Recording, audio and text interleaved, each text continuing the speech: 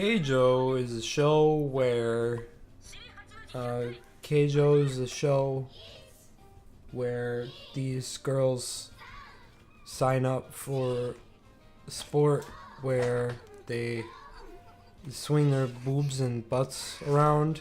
Is it getting hot in here or what? This is not working for me.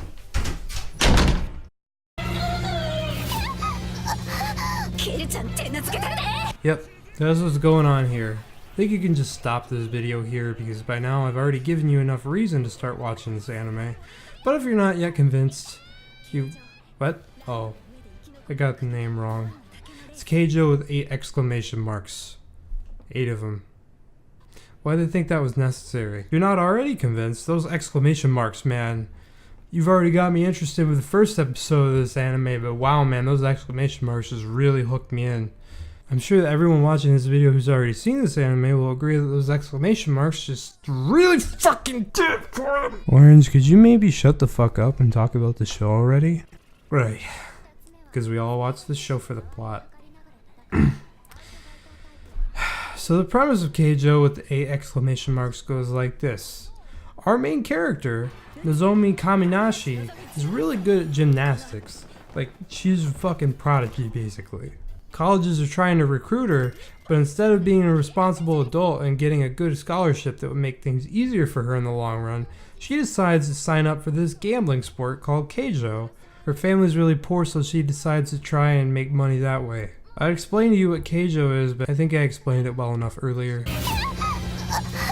Other than that, she's a very energetic girl who loves the titular sport and is naturally talented at it, performing vacuum butt cannons while only being at Satoshi training school for 2 months.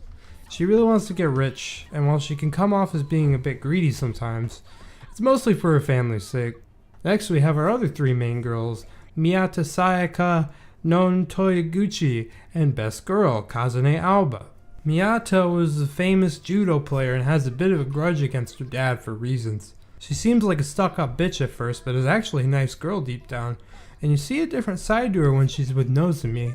Actually, I'm pretty sure she's got a crush on her. Known as a sweet and cheerful girl from a small village in the Kagoshima prefecture, which the show points out for some reason, giving her a strange accent. She's also clumsy as fuck and is constantly busting her ass in and out of Keijo matches, but is always supporting other members of the group.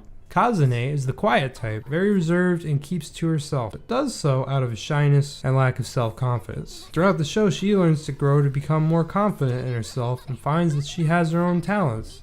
She's also the cutest one objectively. You know, I'm really impressed by the lack of fan service in this show. That's usually a big pet peeve of mine when it comes to anime, and I enjoy the plot, characters, and world building this show has to offer. Okay, but for real, fan service is a big part of this show, obviously. The entire premise behind it is girls using their boobs and butts to fight one another.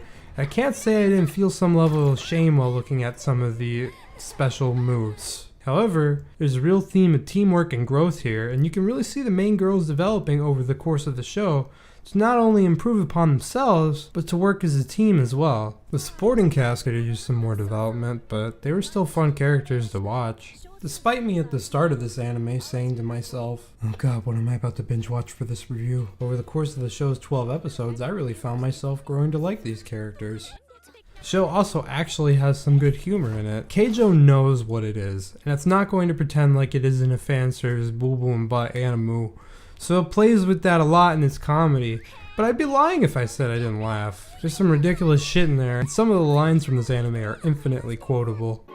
Toyoguchi-san wa shirigoroshi no nanketsu taishitsu nan desu. Nanketsu taishitsu? And because of this, there's a real sense of self-awareness with the writing here that makes it not a complete shit show. There's also some fairly well put together fight choreography in this anime, and despite the simplistic nature of the actual sport itself, being on a small floating arena or land, Keijo always manages to make an interesting battle scenario out of it. At times the motion likes to stop for the characters to explain their moves, but sometimes it does feel necessary because of the nature of the sport itself, what with using the boobs and the butts and all. Without a doubt, some of this shit is just not physically possible, but it's entertaining anyway, And I think that's the takeaway with this one. Despite all this though, the show still has a build-up in its plot. There's an enemy school to take down, which provides a struggle for the cast, and the girls work together and stuff. So that's cool. I really wasn't expecting the show to even have a plot at all, and it was just going to be big-titted anime girls bumping into each other for my increasingly brief attention span and/or boner, but it actually surprised me in that regard. I'd like to see more from the characters here because they're not all just walking archetypes with huge tits and asses. And in fact, I'd say a very small portion of them, even in the supporting cast, are. If I had to give any complaints about Keijo, I would have to say that the animation can get a bit sparse at times, other than on the boobs and ass. There are scenes where, you know, animation could have conveyed a situation much better in your animated manga, but I can't say that this show's animation is at all bad on the whole. I wouldn't call it amazing, but it's above average when it counts. There's also the point I brought up earlier about the supporting cast not getting enough development. There's so many characters in Keijo and they all have great designs and offer up some entertaining and funny moments, but you always run the risk of having too many characters to properly develop all of them, especially when you're only working with a 12-episode anime series. This only frustrated me as the show went on, as the supporting characters became increasingly important in the plot, but I still didn't have enough attachment to many of them for some scenes to have an impact. On the whole, I still enjoyed the characters we got, but I feel like I could have enjoyed them even more than I did. So what do you want out of the show right now?